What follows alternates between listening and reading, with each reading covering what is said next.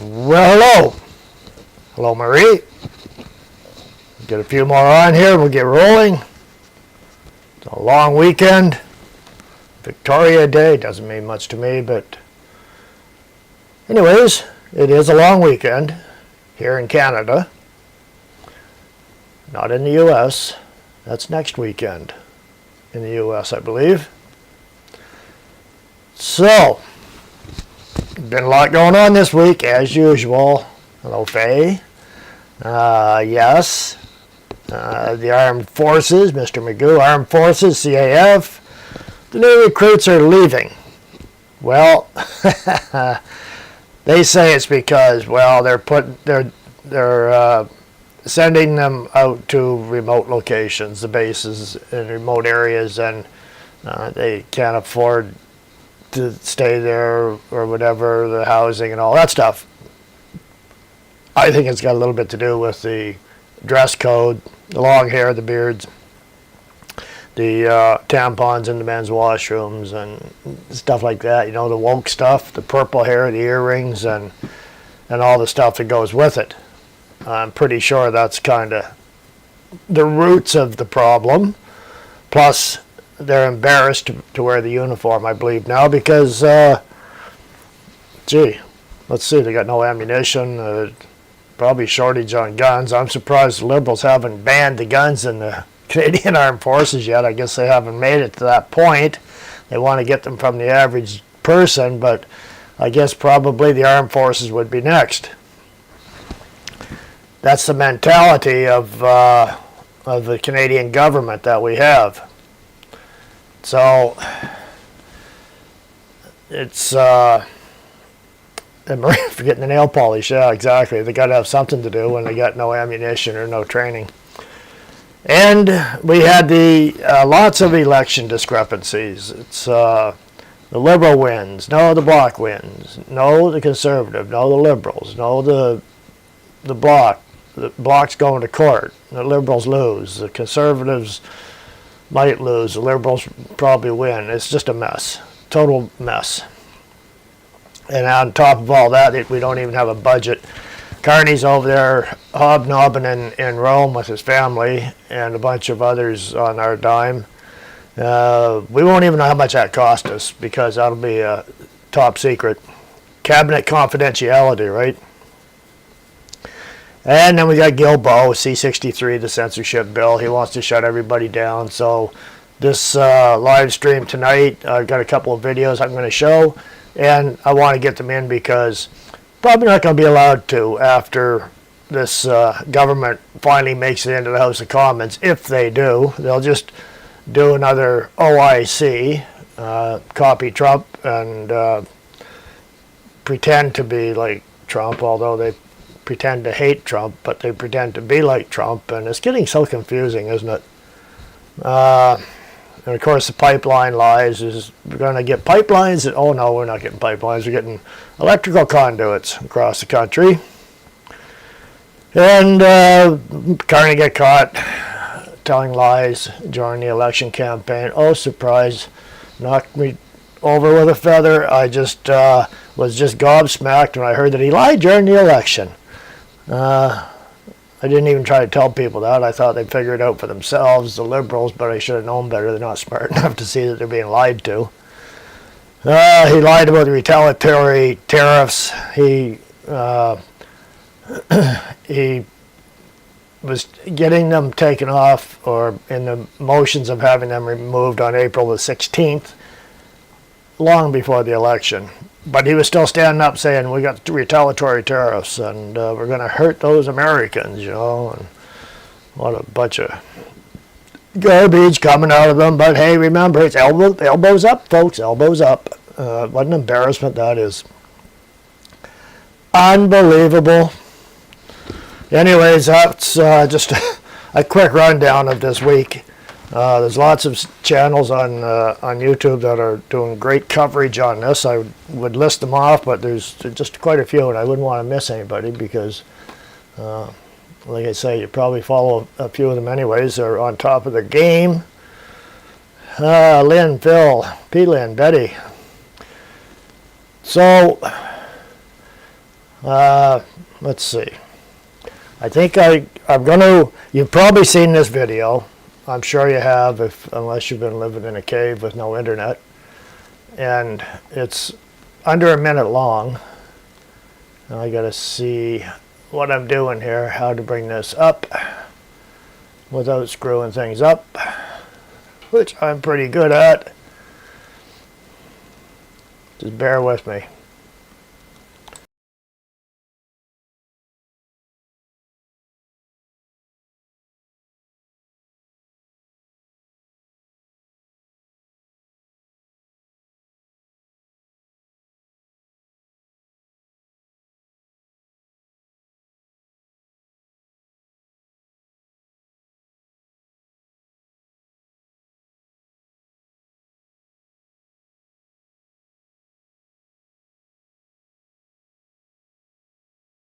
Israel's blocking food and aid to Gaza. What do you think of that decision? And is the Canadian government doing anything to stop that? We cannot allow the continued use of food as a political tool. The Prime Minister has been very clear about that. Over 50,000 people have died as a result of the aggression caused against the Palestinian and the Gazan people in Palestine, and using food as a political tool is simply unacceptable, and we need to continue to work towards a ceasefire. We need to ensure that we have a two-state solution, and Canada will continue to maintain that position.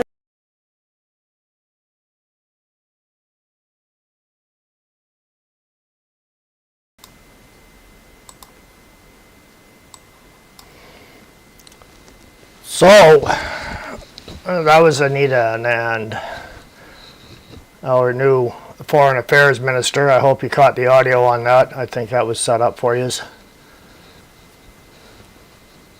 Quite an embarrassment, quite a statement. Now, just give me a one or a heads up or something if you caught the audio on that, so I know, because I got another one I've got to put out after this. Where am I here? Mark.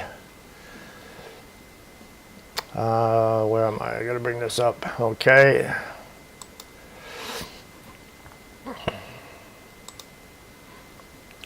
The National Post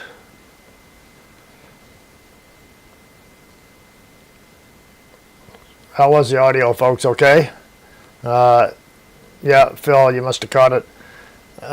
National Post, they put out an article covering this, and what their description of this was a day after being sworn in as the Foreign Affairs Minister, Anita Anand lashed out at Israel, proving yet again that the Liberals are oddly concerned with keeping the support of those who sympathize with terrorists. When asked by a reporter about Israel's blockade of Gaza, Anand could have pointed out that Hamas, the Palestinian terrorist group, audio sucked. Okay, I'm going to have to do a little adjustment on that then. Thanks for that, Lynn. That was the short one. The longer one, I got to have the audio up, right? So when she was asked by a reporter about Israel's blockade of Gaza, Anand could have pointed out that Hamas, the Palestinian terrorist group that governs the enclave, had been stealing aid and reselling it for profit. She could have pointed out that it was Hamas that refused to continue a ceasefire with Israel that would have ended the war. She could have pointed out that Hamas continues to hold hostages, or that it routinely inflates casualty numbers and obscures the number of fighters killed to leave the impression of higher civilian deaths. And finally, Anand could have pointed out that Hamas started the war with Israel by committing the October 7th. Take a quick look at the audio on that.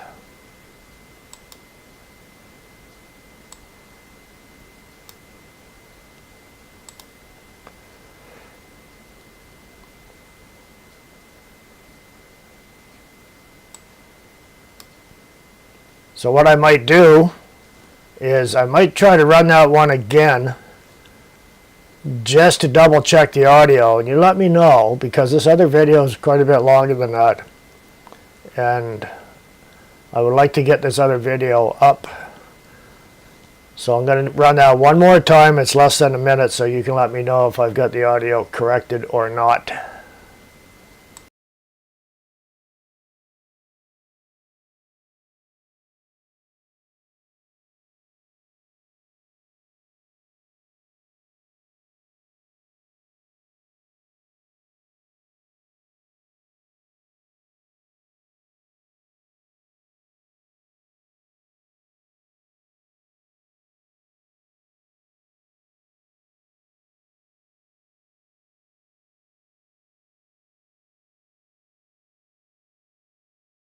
Israel's blocking food and aid to Gaza. What do you think of that decision? And is the Canadian government doing anything to stop that? We cannot allow the continued use of food as a political tool. The Prime Minister has been very clear about that. Over 50,000 people have died as a result of the aggression caused against the Palestinian and the Gazan people in Palestine, and using food as a political tool is simply unacceptable, and we need to continue to work towards a ceasefire. We need to ensure that we have a two-state solution, and Canada will continue to maintain that position.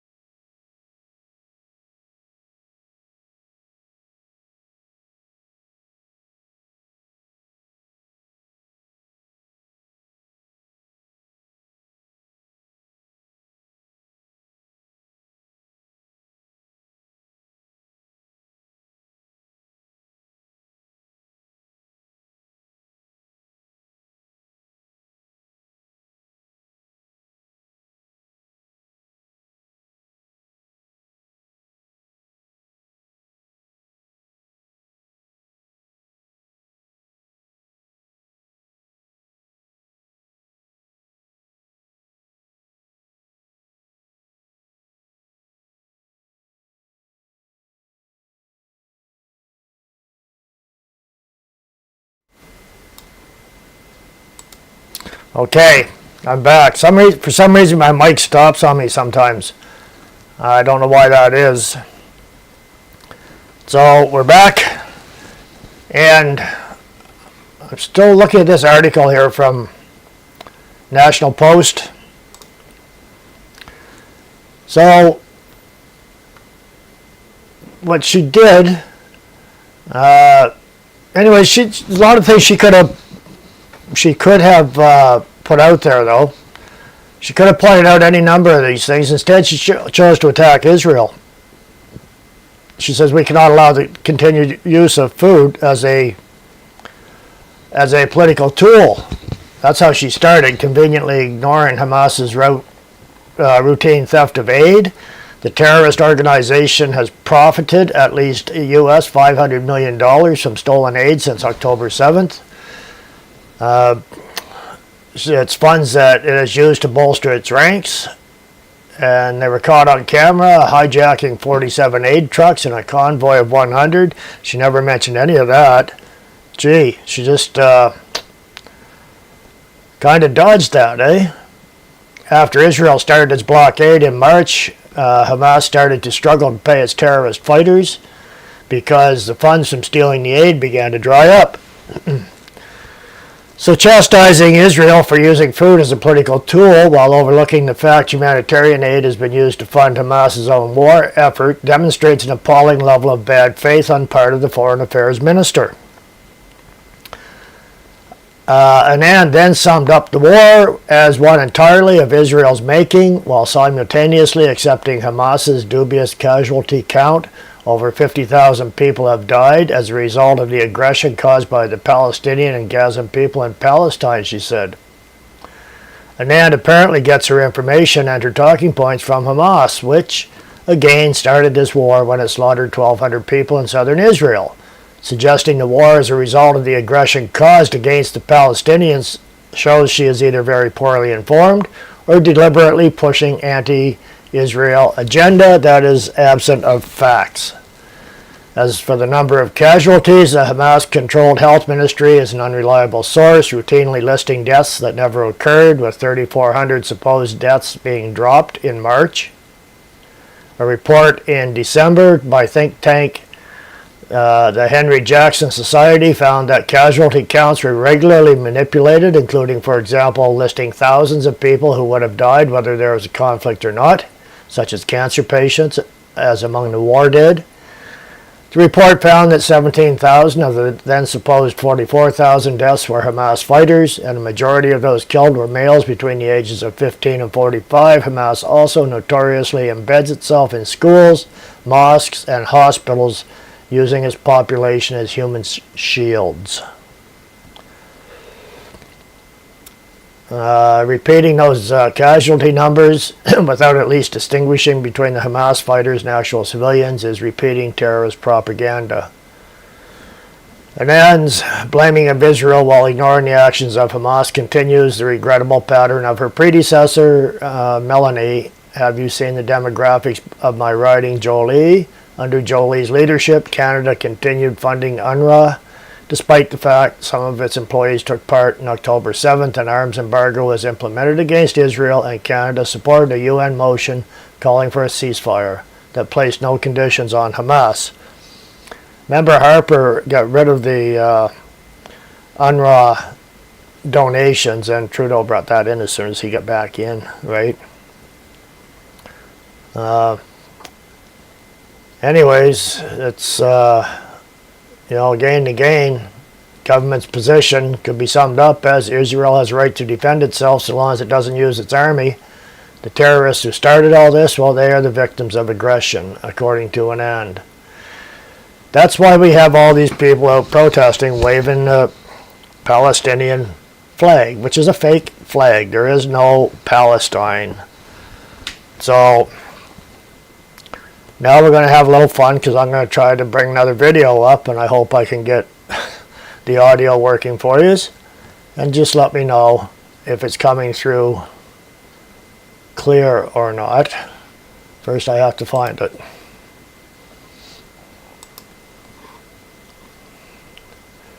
And I'll see what, here it is here.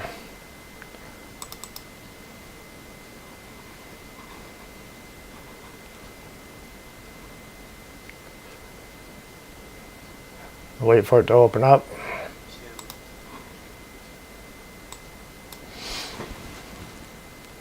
And we'll get underway on it.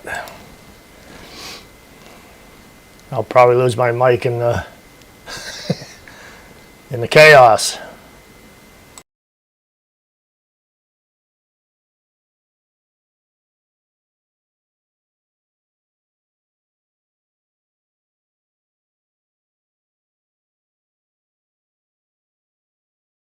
That you have two New York Times best-selling books. The one most people, I'm sure, are familiar with is Israel, A Simple Guide to the Most Misunderstood Country on Earth. So today, as we sit here, in May of 2025, what is it that is still so misunderstood? How much time do we have? Is the answer. Basically. Is the answer to that. So it's a great question, and that's the reason I named my first book A Simple Guide to the Most Misunderstood Country on Earth, because I wanted this to be a conversation. Because is Israel the most misunderstood country on earth? No. Do you all know the governance system of Denmark?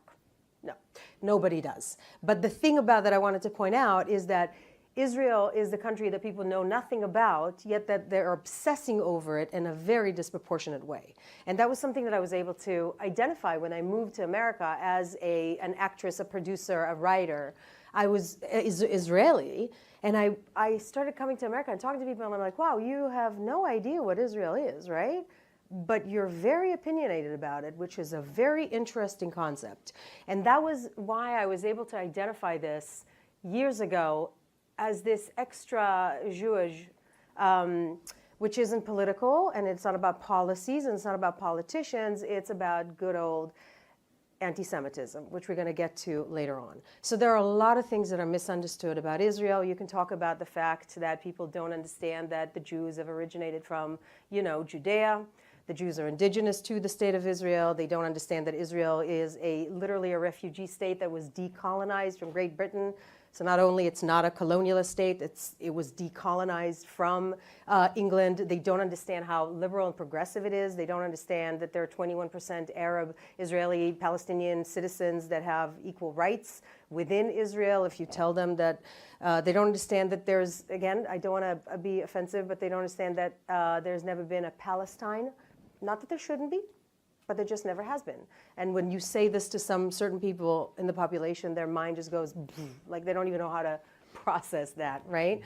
They don't understand the most basic stuff about Israel that is more true to the younger generation that get their information on social media, on TikTok, and worse. So a lot of things that people don't understand about Israel as a country, as I'm sure a lot of you know and have been frustrated by over and over again, which is why I wrote my first book, because I'm like, it's not really a book, it's an ammunition box. So just take it and use it, which a lot of people do, and it's great. But I think to this conversation with us, all of us that are, you're well versed in all of that, I think one of the most important things that people don't understand is that what's happening now is not Israel's problem. This is not Israel's problem. It's not the problem of the Jews. It's not even just the problem of the Middle East. What's happening right now is nothing short of a cultural conflict that if we don't wake up in the West to understand that that is what's happening, we're going to be screwed, and not too far down the line. So here's the thing. Israel is on the front line of a worldwide fight, right? It's a fight between liberal values, whether liberal democracies or whatever it is that we hold dear, things that we see as self-evident, human rights, women's rights, everything that the water we swim in, right? To us, it's very obvious that I'm equal to you. Like, where is the question there, right? When I moved here as a progressive Israeli, I was very surprised and disheartened to see that a lot of Americans don't understand the culture in the Middle East. And they superimpose what it is that they think of American culture into the Middle East, thinking that it's the same. And to an Israeli, right? And again, I'm going to say things here that I don't necessarily say out all the time in the open, but I feel like in this room, and I know it's broadcast, so it's whatever. We can handle it. So even for a very progressive Israeli, right? My family's from a kibbutz, like Israeli Air Force, and so on and so forth. If you're Israelis, you know what that means. It was very clear to me that some cultures don't just want the same things that we do. And that's something that's very difficult for progressive Americans to understand, okay? So knowing what the Middle East is, I understood that there's a bigger problem here, and that problem is called jihadism. That problem means that there are some mothers, okay, that are happy if their child goes and kills Noah Argamani's friends at a party. It's a good thing. It's a celebratory thing. And if their son gets killed doing that, that's a great thing to celebrate. That is a realization that we need to understand this in America, okay? We need to understand that that is the kind of culture that we're dealing with. And it's not a culture that can be appeased by land or by any, there's no two-state solution conversation happening around that culture. There is a Sharia law conversation that's happening around that culture. that says that if a woman was raped, she needs to bring 3 male witnesses to prove that she was raped, and if she can, then she's the adulterer and she's going to get stoned, but she can also redeem herself by marrying her rapist. That's the kind of culture that we're dealing with. Now, here's the thing. I refuse to partake in people that are gaslighting you, saying that you're Islamophobic if you say that. I refuse. And I'll tell you why. Because the Middle East understands this better. You know who understands what I'm saying right now? Saudis, exactly. The Jordanians. Any country in the Middle East that outlawed the Muslim Brotherhood, that outlawed Al Jazeera to some extent, that understands that that culture is dangerous for them too. And there are a lot of countries in the Middle East that understand this. So, and that particular culture is also not interested in Israel. They're interested in Belfast and in Los Angeles and anywhere and everywhere. That's the mindset. So when you talk about what's misunderstood about Israel, yeah, obviously people don't understand anything about Israel, right? We know this. But if you zoom out of it, the bigger problem here is that we have not communicated properly to the masses that this is their problem too. And by doing that, we're leaving the progressives and the women and the LGBTQ plus community of the Arab world in the Middle East, we're leaving them out and hanging them out to dry. Okay? So that is the one thing that I want people to really get, and it's something that we need to take on as a educational, like super important thing to educate the public. There is an entire region that needs to be transformed. It needs to be transformed from the inside out. And sadly, right now, what we're seeing is that that particular culture has more fans and supporters on college campuses in America than it does in the Middle East. And that is something that is on each and every one of us. So, Thank you. so you're talking about education, college campuses. Yeah. You spend a lot of time on college campuses. I do. I have for years. So Yeah. what is your focus on college campuses? What is your concern about college campuses? And are they as bad as we would think by watching the encampments and all the demonstrations and the way they're reported in the media? Again, it's a great question. So two ways to look at it that are important. Number one is the broad public in America hate the encampments, all right? So first of all, you can calm down. We can be, it's actually okay. It's actually better than we think. 71% of Americans, left, right, center, whatever, they are against these encampments. The American people intuitively understand that these are not positive people, that this is not a positive agenda, that there's something else at play here. They get it. They don't want it. They don't like it. It was very well embodied in the SNL sketch in which they're sitting and talking about it, and the parents of the college kids, and they go, "Oh my God, I'm so proud of my child," that they're standing up, and he goes, no, not my child, but no, not my child. They don't like it. So that's a very, very good thing. But here's the thing to understand. College campuses, what's happening right now on college campuses is tip of the iceberg of a worldwide war that has been waged against us for 30 years. And the college campuses in America have been strategy, not a goal, all right? So what is happening is that about 30 years ago, Israel's enemies understood that they can't take her down militarily. They can't. They understood correctly that they need to shift their strategy from military to geopolitical. And they aimed at college campuses because they wanted to go after the hearts and minds. I know, hope is here. We've been in the trenches for a long time, right? They realized that they need to transform the way that they fight this war over the hearts and minds of young American voters, all right? They created an entire strategy that is built on the same language as South Africa. So branding Israel an apartheid state, branding Israel a pariah state, and dismantling the state of Israel. And the strategy to do this was through college campuses. Now, I've been talking about this for 20 years. Right? Fighting over it, talking about it. The two organizations that are active on college campuses are AMP, which is American Muslims for Palestine, and SJP. SJP is the one that's on college campus, but it doesn't actually exist. There's no organization. It's not a 501c3. There's no group. There's no offices. There's no officer. Nothing. Their biggest proponent is AMP, American Muslims for Palestine. That organization was funded, created, established by groups and people that are connected to groups that in 2011 were found to be supporting Hamas. Financial support. I testified in front of Congress 3 times about this. It's all out in the open. So that is an entire strategy that's been waged against not just Israel, but literally democratic values, right? So that's been going on for about 30 years. The Jewish establishment in the United States, the Israeli government, the Jewish community brushed it off. So when I was talking about this 15 years ago, people were like, oh, it's college kids. Everybody's a radical on college campus. They'll grow out of it. That's what I was told. And I saw the strategy. What they did was basically, here's the thing.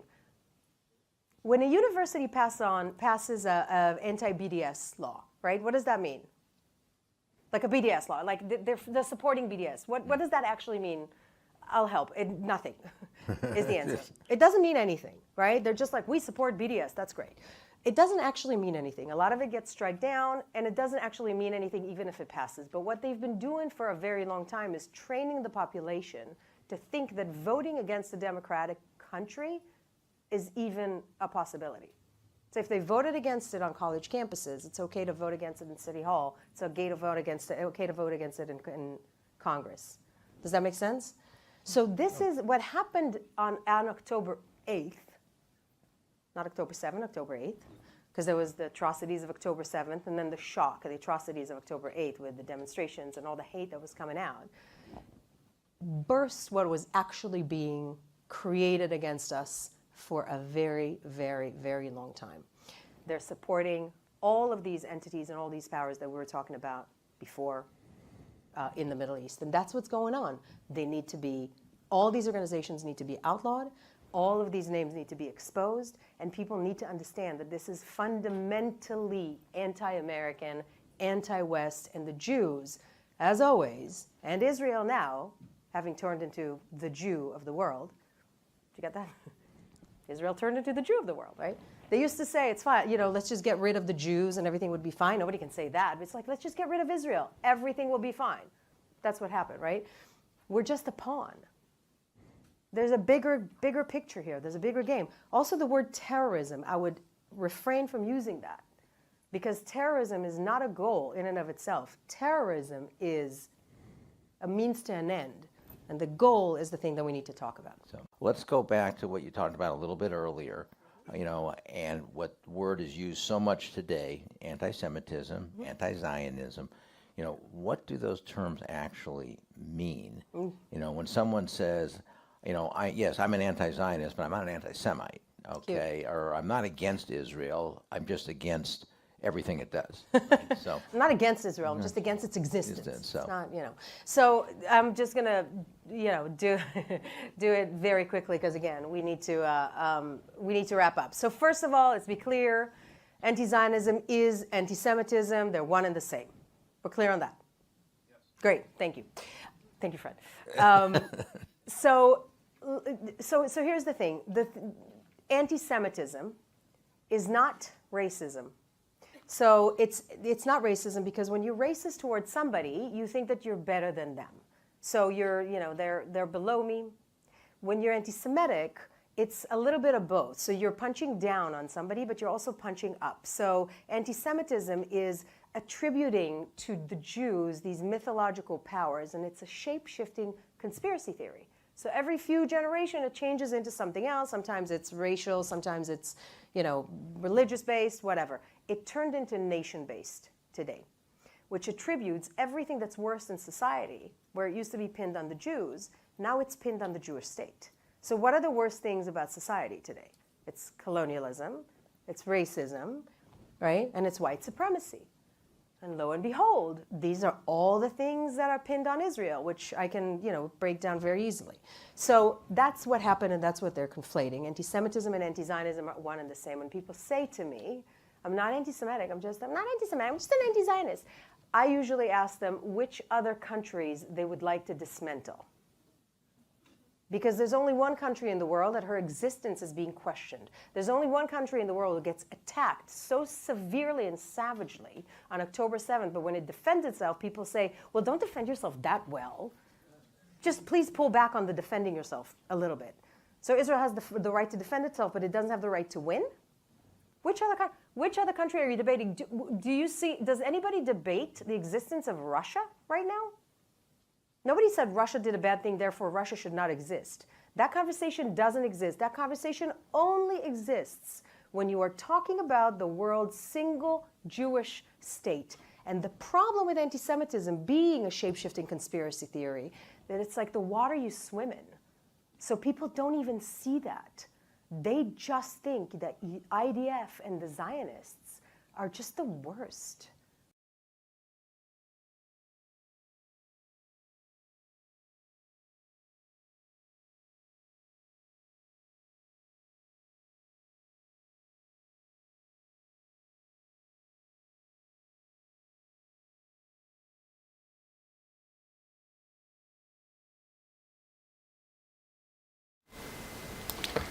Okay, I got audio back. That's a good start.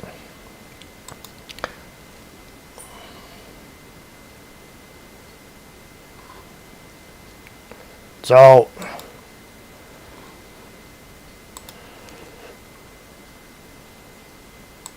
yeah. So, what I was getting at there, you see, all these protests that our government supports, all these Palestinian flags, they're against Canada, against the US, against Israel, against the West. This government we have now is in line with those people. Sound like Don Cherry now, those people. Well, those people are in the countries to disrupt the countries. A lot of them aren't citizens. A lot of them have just been brought in. Some are temporary students. But they're doing the job of the Brotherhood. The Liberal Party has a large number of Islamists. Well, I don't say a large number, but quite a few. They have actually some Brotherhood in there. I don't think Ikki Khalid got back in. I'm not sure if she did or not. Actually, she might have. She was involved with the Brotherhood, and it was the women's edition. So, anyways, that's what's running our country. And there's a lot in the U.S. government, too. So, they're here for a specific reason, and it's not to be Canadian. It's to control the Canadians. And a lot of people aren't seeing this. So I just thought I'd put this out here on this live, because once Guilbeault gets in and gets Bill C-63 rolling, that will be banned. We won't be able to say anything like that, and for all I know, there might be a warning, a blue box come up under this or something. Who knows? But anyways, we're in trouble. We have a government, like I say, that's sympathetic to an invasion. That's a hard one to figure out, why the government is in lockstep with invaders. What's the government get out of this? I don't know. So, I'm at West End Mall. There's a big sign, opening soon, Mr. Halal Burger. Meanwhile, the old stock Hudson's Bay is closing. Yeah, crappy tires taking that over, eh? Well, I see more and more halal. The numbers are growing. I see they want to get a lot of immigrants coming in from the west coast of Africa, probably along around the Ivory Coast. somewheres around there, French-speaking Africans. So, anyways, the demographics are changing.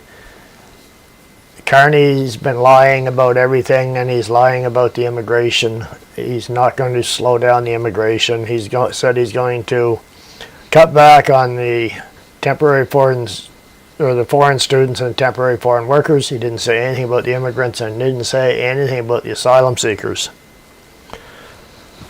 many of which are coming in now. Apparently, I just see that was the reason there were so many coming in by air. These are the foreign students that are coming in by air to get off the plane and claim asylum and get a free ride. I'm going to check and see if they've updated this page or not on the asylum claims. They're not very swift at that. It's almost like it's a secret. Yeah, they haven't changed anything there, so it's still a secret.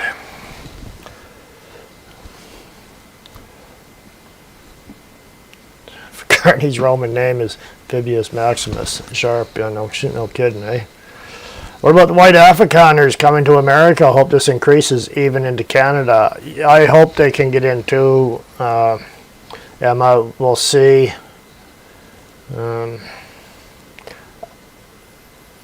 I don't know if they're going to allow them in or not. They should. Now, I met a young gal when I was in Vancouver, and she was from South Africa, her and her family, and they had tried to get into Canada, but they were refused, and so they tried Australia. They were getting ready to move into Australia when Canada finally accepted them. That was back under the Harper years. I met two fellas here in the grocery store. They were at the meat counter where I was, and I heard them talking. I couldn't help myself. I said, "Excuse me." And they looked at me. I said, "I can't pick your accent out. I'm just wondering where it's from." And one guy said, "Take a guess." And I said, "Well, the Netherlands." They both laughed, and I said, "No, South Africa." I said, "Well, welcome to Canada. How'd you end up in New Brunswick?" And he said, "We were in Toronto. We left Toronto and we moved here." I said, "Well, right on." But yeah, and fail to install a new world order, they will destroy the old world order. Yes, that could be a big part of their plan. Same reason, catch and release, free drugs. Phil.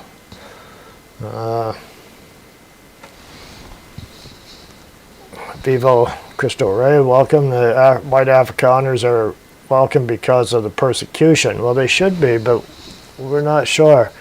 I just reposted Lauren Southern's video on the atrocities in South Africa.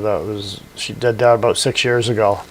And what happened with Lauren Southern? Oh, well, she got attacked by the left and by the media and everybody for posting that video. Is the poor woman. Nick, just to play devil's advocate, import white colonialists into Canada. Are you crazy? No kidding.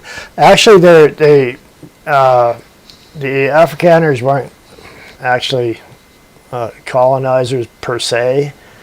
Apparently, South Africa was basically uninhabited when they got there.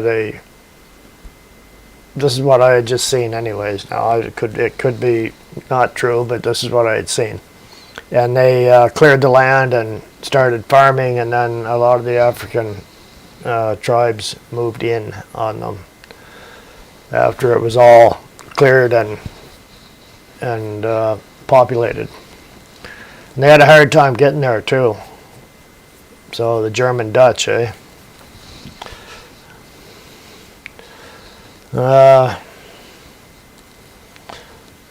Viva Cristo Rey. However, those who sneak across the border without proper paperwork are not welcome. So many Americans came in legally and are furious at the 10 million plus who came in illegally. Well, sure. Ukrainians are a good addition to Edmonton. Very hard working. I always got along with the Bohunks. Yeah, they were good people. I knew a lot of Ukrainians in Edmonton. It's hard not to know a lot of people, a lot of Ukrainians in Edmonton, because I think they basically, that's their city. Mr. Magoo, 2,050 people left Zimbabwe because of the same issues. That's right too. Emma, you heard that story too, eh? So we'll see how it goes. I can't see them being allowed into Canada, not with this government. They're too busy trying to fill it up with the Middle East. So, Nick, interesting. Should read up on Africa. Crazy history there. Yeah, really, it is. Okay, plumbers, crack. Your roast is ready. Well, you must have a good inheritance too if you can afford a rib roast these days. Yeah. And after this, it's the battle of the Toronto Maple Leafs and Florida Panthers. Going to be a good one tonight. Going to be a Donnybrook at the end. I can see that coming.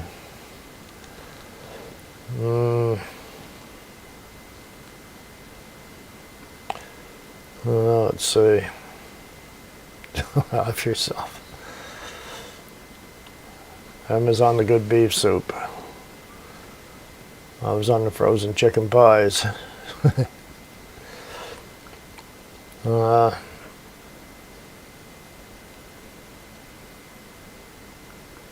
see what's going on back here.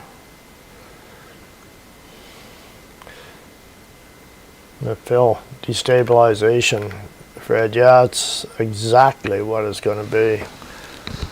Hey, yep, going to be a good game. The last one was good. The one before that wasn't so great, 6-1. At least they got rid of the shutout. I think Nyes is out with a broken rib or something. We shall see. Yeah. So, I think I'm going to have to get more jobs.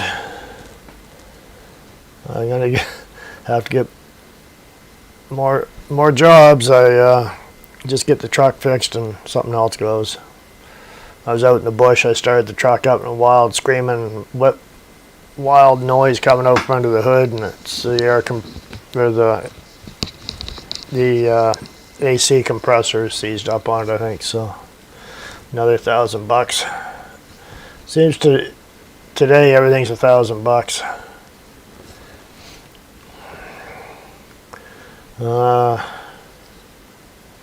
Buffet.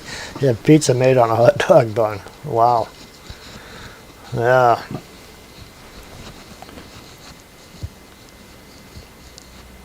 Emma just turned 69. Yes, Emma, happy birthday. You feel 30. Uh-oh.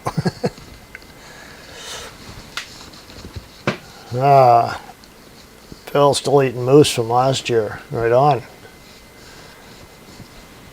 You have to get another one this year, or caribou, or an elk rather, not caribou, and elk.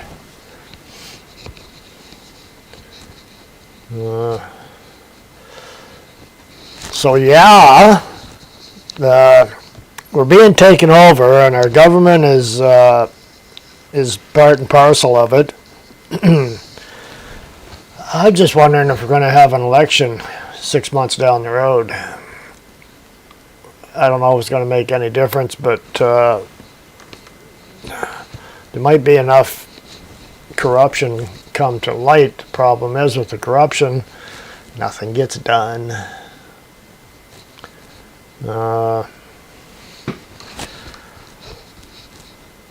I was just watching a pretty good video on PSYOPs. The guy was an expert, military expert on them, and we've had a few pulled on us, and the last election was a PSYOP.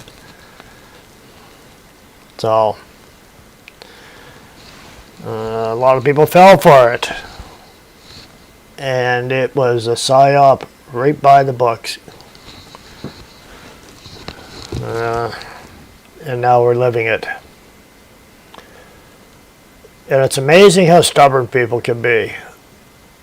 They will not admit they were lied to, no matter what. So, that means it's going to be hard sledding. Let's see. Now, Carney over in Rome is going to be swinging deals with, and we're not going to know what he's up to. And we got the G7 coming in, and he's got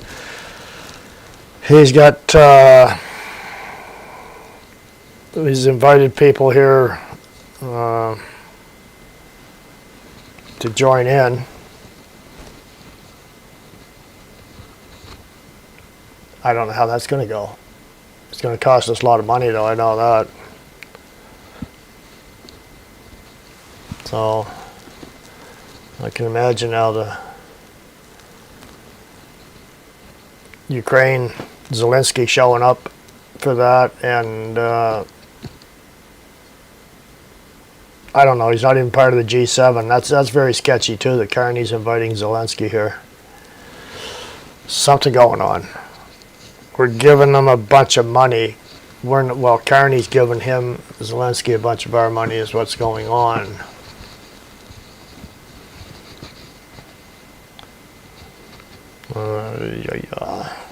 Phil Lib's cheating like crazy. You know it. The Libs, it's funny because this video I was watching about the PSYOPs, they actually had a picture of Trudeau on there. And that was over the poke, and how that played out. They didn't mention the election with the PSYOP. A lot of people got caught up in that. Always invite your cocaine hookup to the party, Fred. Okay. I don't know. Might have to explain that one to me. It went over my head. Oh, I see what you're saying. Yeah, I got you. Yeah, Zelensky. Yeah, no kidding. Yeah, you never know, huh? Well, what was the rumor there that Macron and there's two others supposedly got caught with a bunch of nose candy on. They were traveling together. That just went by so fast I didn't even look into it. I think I seen it on X. Yeah, Nick, it took me a minute to catch that. Yeah, Mr. Magoo, is Trudeau working for Carney? Yeah. Well, put it this way, Trudeau owes Carney. Carney's working for the WEF, and the new leader of the WEF looks like he's worse than Schwab. And Justin's still actually in Canada, the nerve. He's not really out in public. It's not like he's out surfing in Tofino or anything, right? That was it. Nick, Macron, Starmer, and Schultz? Yeah, it might have been.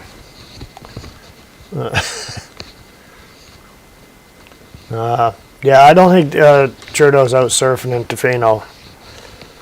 But it don't matter. We're still paying for all that security for Trudeau and all that security for Carney.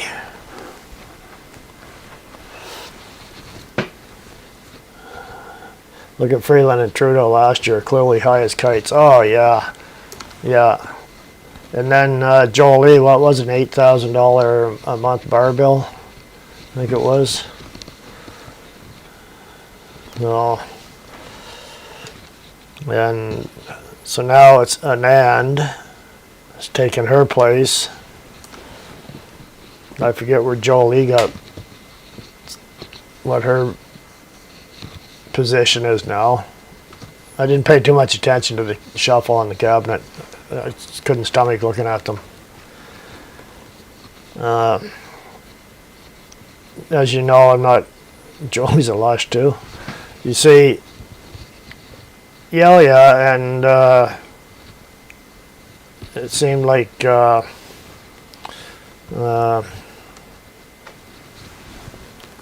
what's his name? To think about that for a minute. LeBlanc from Moncton, Dominic LeBlanc. He's hard on the bottle. Apparently he was in some interview, and they figure he was half in the bag. Fay fixes in for BP to lose his riding in Alberta. They're trying to get 200 on the ballot. I don't think that's going to happen. I don't think it's going to work for them in Alberta. I can't see them putting a Liberal in there in that riding. If they manage to pull that one off in there, well, then there better be an investigation, because that's true blue. Emma, do you speak French, Fred? Well, if I spoke French, nobody'd understand me, because it wouldn't make any sense. Phil reports record mortgage default in Canada right now. If they're going to pull the same tricks they did in his riding yet, but they combined that riding with a strong Liberal riding too. So there was a couple of dirty tricks pulled in that one. Vivo Ray, that's a bill you're talking about, Bill 60 C63, the censorship bill. Yeah, that's the one. Yeah, Guilbeault is going to be the one in charge of that. He's going to be trying to get that through. That still hasn't been passed yet.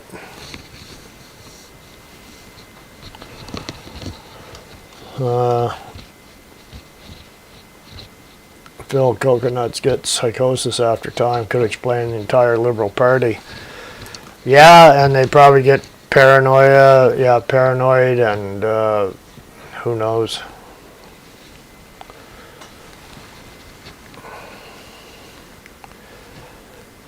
I mean, I studied Spanish in the 80s and still retain it in my brain even after not using it. You know what? I found Spanish a lot easier.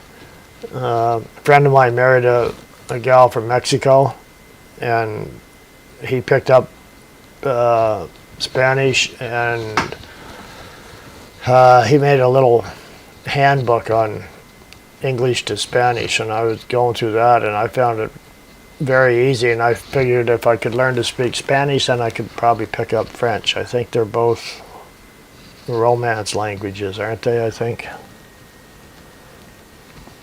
I think that's what it's called, if I remember correctly from my grade school. That's been a while. Nick, mortgage defaults won't matter. BlackRock will purchase likely. Yeah, no kidding. They'll buy them all up. Double the rent.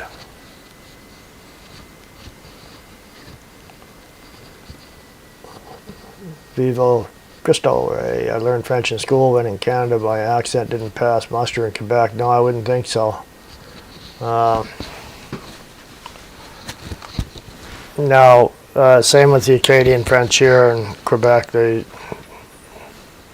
not quite the same, I guess, apparently. Yeah, Phil, I only speak, read, write English, but I seem to recognize Spanish words. Yeah, dos cerveza, por favor.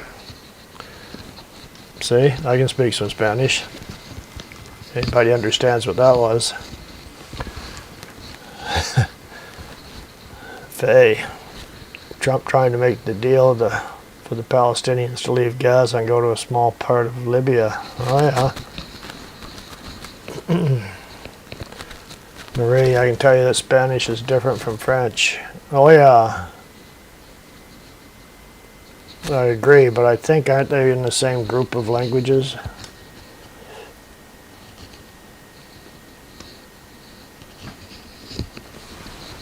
Spanish a lot easier, and the Spanish-speaking people appreciate you trying to speak Spanish, whereas I find some French just laugh.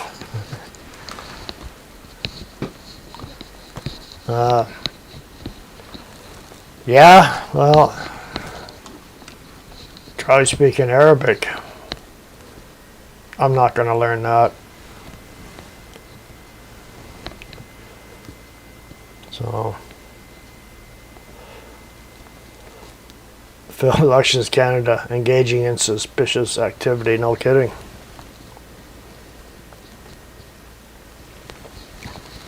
You'd almost think it was United States.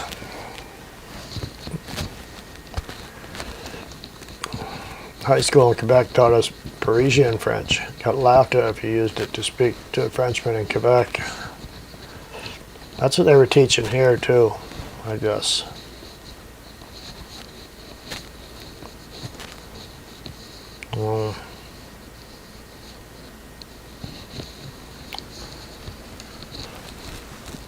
Yeah, I think every language is different, but aren't there groups of languages, I think? Anyways, I'm unilingual. At this age, I'm probably going to remain unilingual.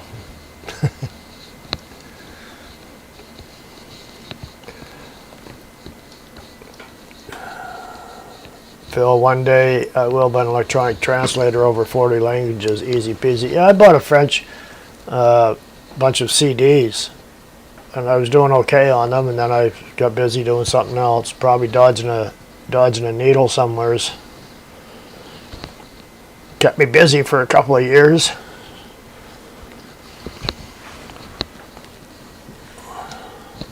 I know some German, and when I was in Germany speaking as a beginner, they also appreciated the attempt.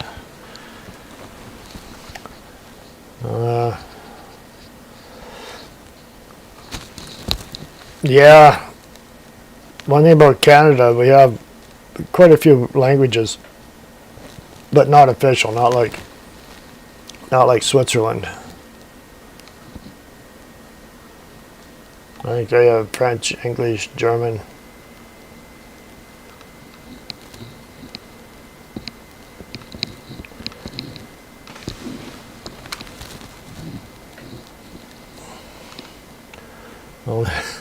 Only say French slang cuss words. Yeah, well, we have the 2 official languages here. I'm surprised they haven't tried to put a couple more in. Maybe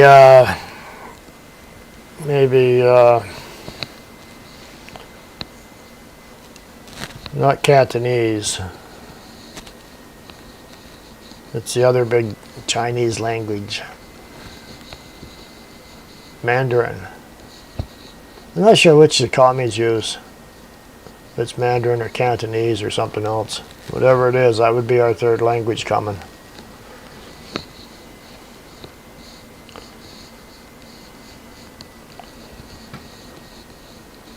Because I don't feel threatened language-wise.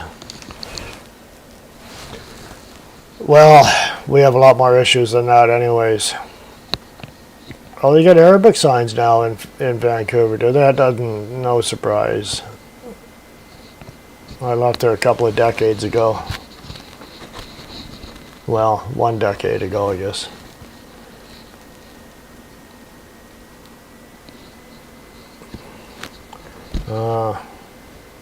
Ms. Hospital in Edmonton has a list of lobby of languages available. First on the list was Arabic. Well, let's see what was happening in the UK. Vivo Cristo Rey. I'm not sure what you're getting at there. I know there was something went down there that talked about the immigration. Starmer talked about that. Oh, the immigrants in UK are attacking the native UK citizens. Yeah, Starmer was talking about, oh, there's too many immigrants coming in. Well, that's only because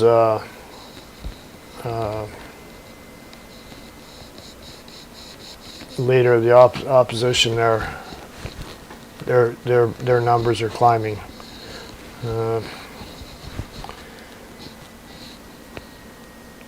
so many people and so many people's names. Anyways, let's see, my mom 2 months back, she rallied, still with us. Good. Right on. That's good, Phil.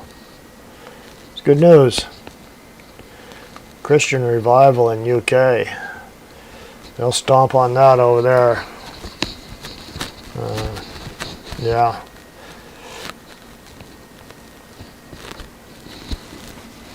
Spoon-fed my mom, not on my bucket list. Yeah, my mom just quit eating until she passed away. So, my brother-in-law, he was in the hospital, one of them. And he was in bad shape. He waited till his wife, my sister, showed up. It was her birthday. After she left, he pulled the tubes out and died. He hung around for her birthday, which was something, I guess. Nigel Farage is who I was trying to think of. Starmer's scared of Nigel Farage. His numbers are climbing big in the poll. They're winning elections, so he's trying to backtrack on the immigration now, and the British aren't stupid. They've had enough. Same with the Irish. They've had enough too. A lot of the countries are revolting now on that. The U.S. just putting a run to them. Anybody that's in there illegally. The problem is these ones are in here. Some of them are legal, some aren't coming in, but they know Canada's a soft touch. So they're taking advantage of the country. As long as the Liberals are in, illegals are coming in. So, Len, your boyfriend was bedridden before he died. Had to change his diapers. That'd be hard. And it's funny how these evil leaders are afraid of the right. They're afraid of the light, too. Starsburn?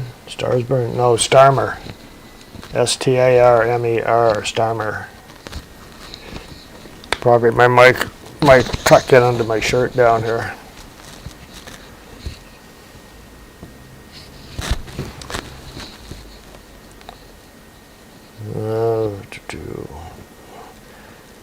She has dysphagia, says random things. Oh, never heard of that one before.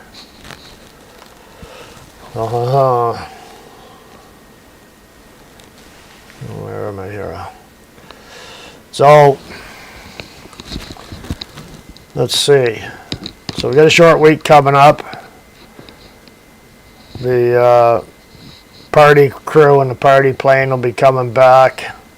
I seen the video there of Carney and his wife sitting there with the shades on at the Pope's initiation, whatever they call it. Viva, who is Starmer? He's the Prime Minister of UK. He's Labour Party. Hard left.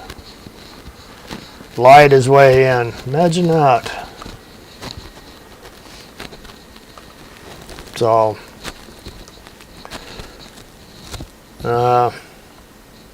yeah. I know quite a few people here very close by that are hardcore lefties. That makes that hard to deal with. I really don't talk to them much. We don't have much in common. Even though we grew up together, it seems weird. They went left, I went right. Seems nobody stayed in the middle. Clowns to the left of me. Well, there's really not jokers on the right. Anyways, oh, Keir Starmer, just looked it up. Yeah. Sounds very German. Yeah, running Britain in a Muslim world. Yeah. Well, look at the police over there. They're still arresting people for posting memes on Facebook. I didn't know anybody used Facebook. I got a Facebook account, but I never look at it. It's Cross Canada News on Facebook. Once in a while I peek at it.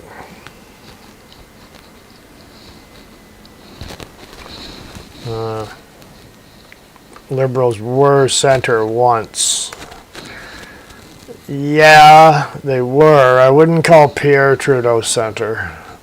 He was just a screw up. Okay, Faye. Yeah, I got my money on Toronto. I don't have money on, but my bet's on Toronto. Hopes are on Toronto. Have a good one. Enjoy the game. And the Muslims aim to take over the world. Well, that's what their book says. So,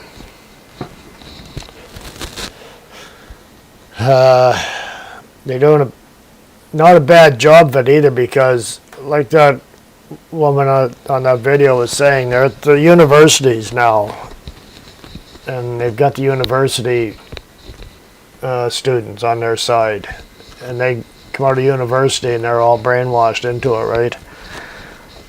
And after about 20 years they come around, but it's going to be too late for them then, because it's just, once they get their foothold in,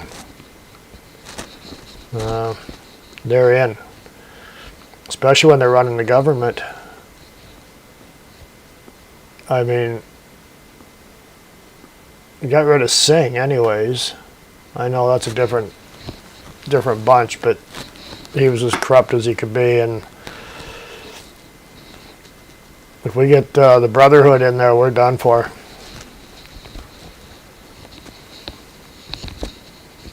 Well,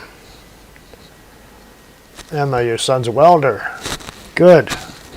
We need welders. We had pipelines.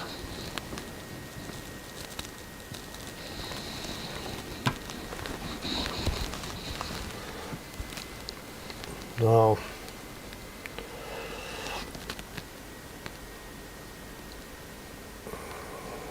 Where are we here? Okay. Now, how do we resist? That's the question of the day. The bros are already here, I know. How do we resist?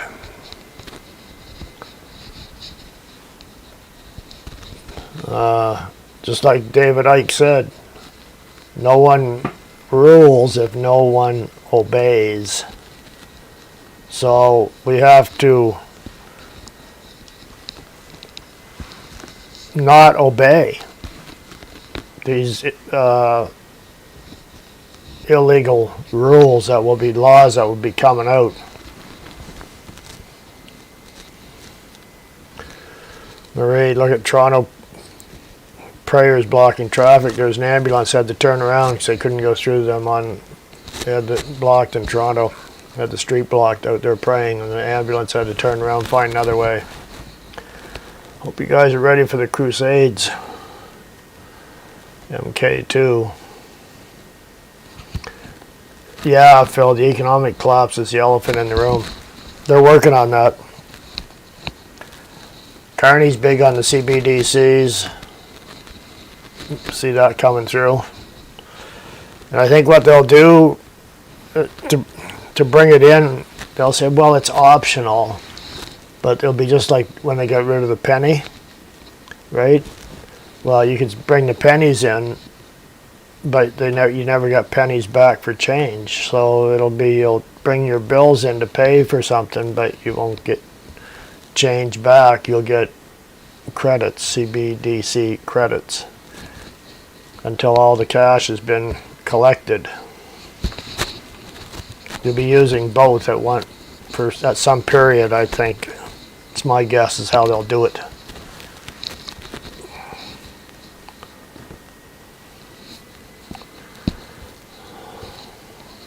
And that was me during the Cove, escorted out by mall security guards due to no mask. 100-pound retiree was a big threat. Well, yeah, I had Karens following me around grocery stores and places there. Resist by spending our money locally and support each other. When the swarm is beating down the door, will you turn the other cheek? Depends if you hold it left-handed or right-handed, eh? Lever action, you can hold it to either cheek, right? Phil, I don't want to be in a city when it happens. No, me neither. Me neither. It's going to come on slowly and then fast, right? They can't bring it right down, the hammer right down at once, I don't think. I think it'll come on slowly, but then all of a sudden after that, like they'll get to a certain point that's it. When you see the drones, and more cameras going up in the cities, and you see the police using the drones. I see, where is it, Toronto, they're using drones to look in people's car windows to see if they're distracted driving or anything. Well, that would distract you if you see a drone beside your window.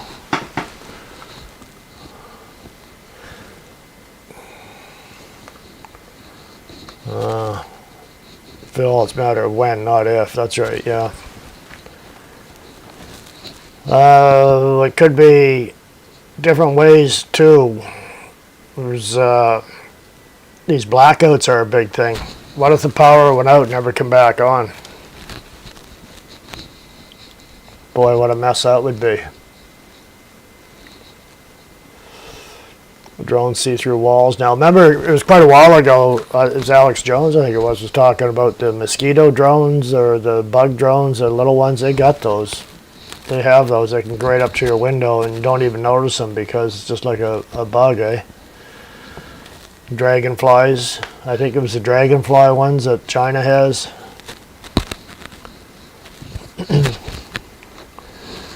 Wait till it's illegal to be a white cop. Yeah. So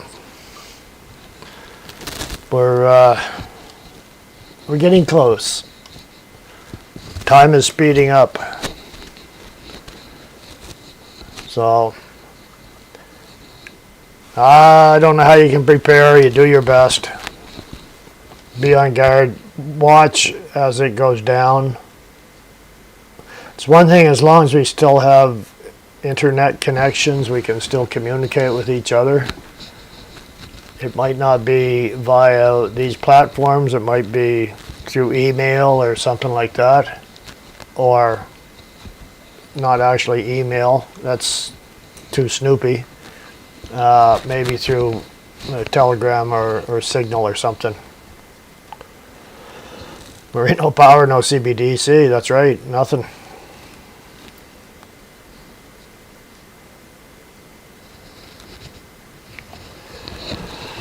Phil, most people don't have heating independent of electricity. I don't. I'm not allowed to where I live. I'm in the city. They won't let me have it.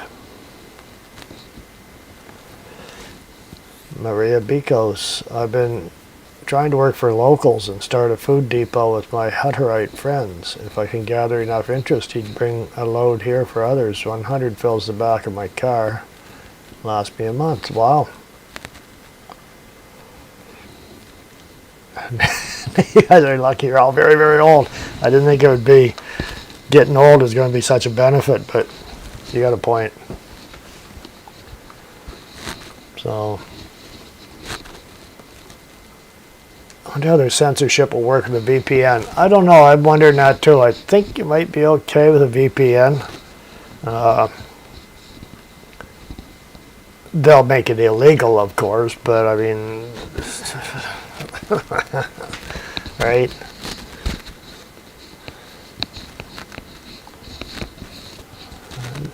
You know, always need electricity for furnace and thermostat, yeah. Niagara, whoa, Marlene Nealon. We have cameras at every intersection. Stores are being rewired, drones flying over. Welcome to Niagara. Ontario's gone to the dogs. Doug Ford, Slagan Pierre, Now he's stealing his ideas. He wants to incorporate them in Ontario now. What a slug. Just disgusting.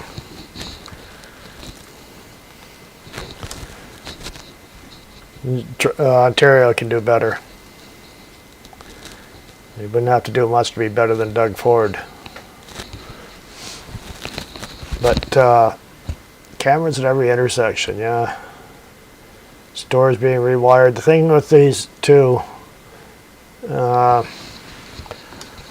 thing with these cameras, they're now you don't even see them. They're so small. Sharia law in Ontario. Yeah, if they don't want you to see the cameras, you won't see them. I was looking at a spy camera. It goes in a pen in your shirt pocket. Cheap.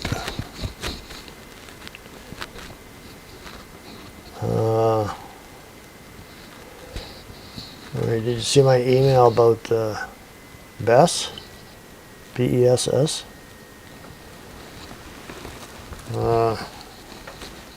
No. I did see an email come through though.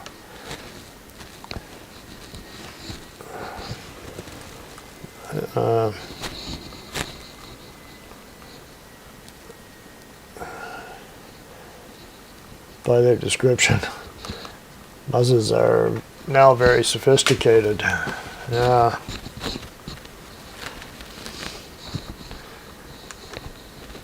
I guess, in a way, some things never change. The Quran never changes.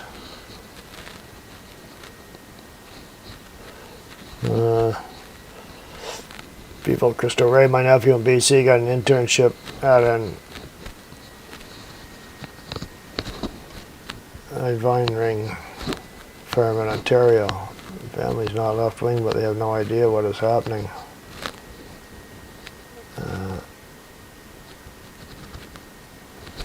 Vine ring farm, okay.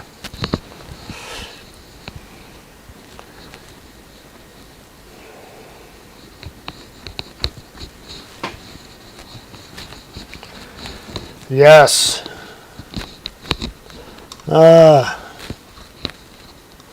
Nothing screams sophistication like turning your environment into an open urinal and raping everything in sight. Yeah. Yeah. Dropping loafs on the sidewalk and on the beaches and yeah. Oh, engineering firm, okay.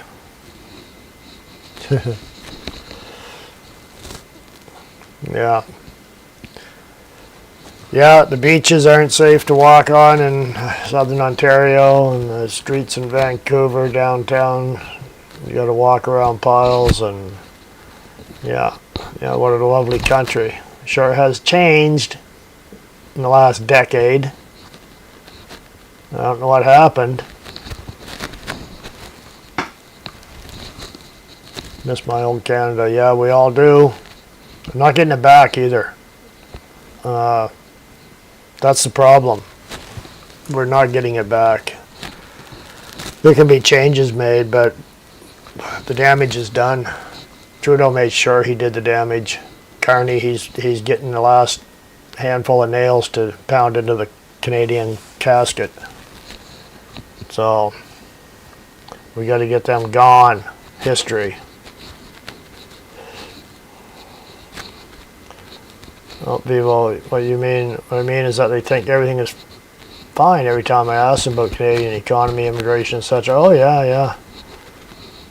They lied hard to my generation. The world is overpopulated, and we believed it. Yeah, well, look at the global warming lie. Now, I remember, I'm going to sound old now, but I remember back in the day when long weekend of May, Victoria Day, was 100 degrees Fahrenheit.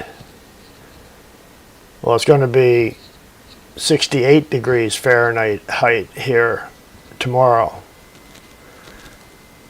That's not global warming. And we got another week of cold weather. They got snow and a blizzard up in northern Quebec the other day. And it's not the only one. They've had a few more blizzards up in northern Quebec. Right along Hudson's Bay, I guess. So, indoctrination complete. Yes. Maria, Fred, thank you for this channel, bringing us together like this. I've been with you since before the CV. I look forward to everyone here. Yeah, it's a great bunch, isn't it, Maria? You're very welcome. I enjoy everybody on here. It's great. Every week we get on here and get to shoot the breeze.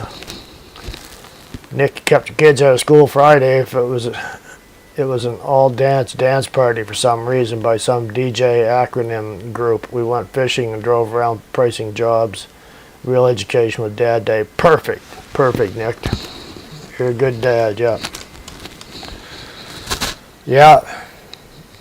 Others let their kids go there and you don't know. That's the other thing, the education system. We don't know what they're being taught. Well, we have suspicions, but they're not getting educated properly. They're getting educated in a bad way.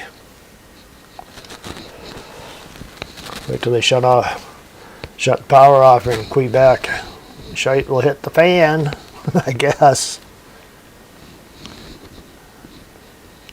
Drag Queen DJ, yeah. I bet it was too.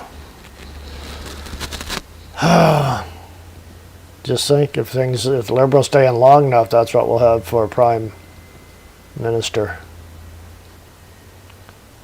The prime mistake is the old guy down in Texas calls him. That was Trudeau.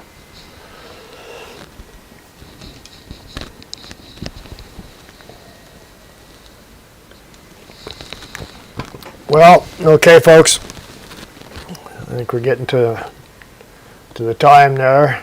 Pretty close. So, hope you all have a wonderful week. We'll hang in there. Keep grin and bear it. Keep hope. Never give up hope, right? Because we could have an election 6 months down the road. What the results would be, we don't know, but you know it's very sketchy what's going on here right now. If we have another election, I hope Trump stays out of it. I hope other countries stay out of it. Let us have our election.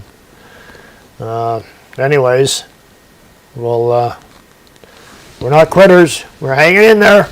So bye for now. Like I say, never take the path of least resistance. Have a wonderful week, and God bless each and every one of you. Thank you for being here. It's a real blessing to see everybody here every week. So bye for now. I'll sign off.